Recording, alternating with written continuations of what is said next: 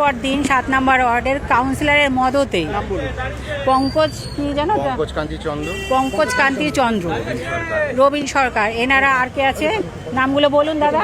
আচ্ছা, দিনের পর দিন এনাদের মদতে এনাদের কিছু তোলাবাজ গুন্ডা মস্তান যারা আছে তারা সাধারণ মানুষের থেকে টাকা নিয়ে কাউকে ফ্ল্যাট দেওয়া, জমি বাড়ি দেওয়া, এর নামে টাকা নিয়ে তাদেরকে তো দিয়েনি, এক প্রকার প্রতারণা করেছে। একটা মহিলাকে 5 লাখ টাকা দেওয়ার জন্য হুমকি দিয়েছে, তারপরে তার বাচ্চাকে মার্ডার করবে, দিনের পর দিন এইসব চলেছে। আর বাড়ি দেবে বলে টাকা নিয়ে তারপরে এখন না জমি দিচ্ছে না তার সাথে সমাধানে বসছে। কাউন্সিলরের কাছে বিচার চাইতে গেছে, কাউন্সিলর উল্টে 5 লাখ টাকা চাইছে, দাবি করছে। তাই এই টাকাটা চেয়েছে এই আমরা জেতার আগেই, মানে বিজেপি ক্ষমতায় আসার আগে এই সব ঘটনাগুলো ঘটেছে। আজকে গেছিলাম আমরা পঙ্কজদার বাড়িতে কথা বলতে, তো উনি যথারীতি বেরোয়নি। আমরা সবাই আইডিয়া যে উনি বাড়িতেই আছেন, কিন্তু উনি আমাদের সাথে কারোর সাথে কথা বলেননি।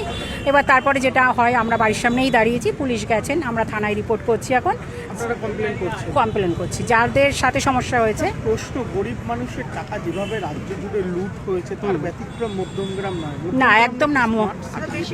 মধ্যমগ্রামে যদি বলেন আরও বেশি।